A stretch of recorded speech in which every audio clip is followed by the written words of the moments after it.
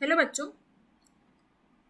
for the coagulation of 200 ml of AS2S3 solution, 10 ml of 1 molar NaCl is required.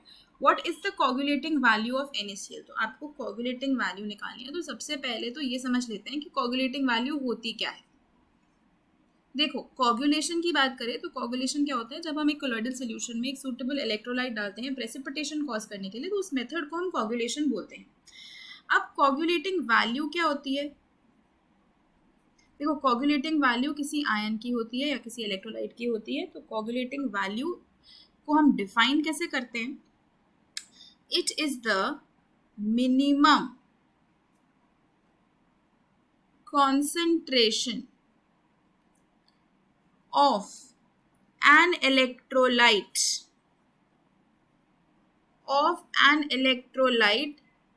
In millimoles per liter which is required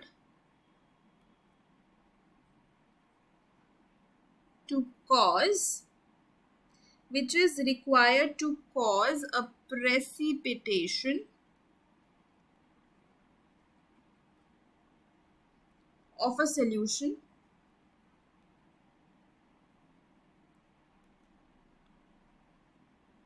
called the coagulation value.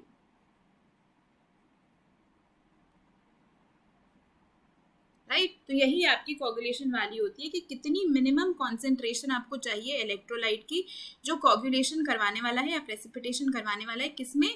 Millimoles पर litre में। तो अगर हम बात करते हैं 10 ml 1 molar NaCl solution की, तो इसमें कितने मिलीमोल्स आ गए? मोलारिटी इनटू वॉल्यूम, मतलब ये कितने हो गए? 10 मिलीमोल हो गए, ये है ना, क्योंकि मोल्स आर, मोलारिटी को कैसे डिफाइन करते हो? Number of moles divide by volume, है ना। अगर वॉल्यूम ml में है तो मोल्स की जगह मिलीमोल्स आएंगे, राइट। अब आपके पास क्या है? 200 ml of AS2S3 that is arsenious sulphide. अब इसको कितना NaCl चाहिए? रिक्वायर्स NaCl फॉर कोगुलेशन कितना हो जाएगा? 10 मिलीमोल, है ना। तो 200 ml AS2S3 को 10 मिलीमोल NaCl चाहिए कोगुलेट करने के लिए। तो 1000 ml को कितने चाहिए होंगे? क्योंकि हमें पर लीटर निकालना होता है ना। तो 1000 ml of AS2S3 requires NaCl for coagulation. कितना हो जाएगा अब ये? देखो, 10 मिलीमोल 1 ml को 10 बाई 200, 1000 को 10 बाई 200 इंटू 1000, यूनिटरी मेथड ही तो यूज किया। तो ये कितने आ गए? 50 मिलीमोल्स। तो 1 लीटर मतलब कितने मिलीमोल्स आपको चाहिए इलेक्ट्रोलाइट के पर लीटर?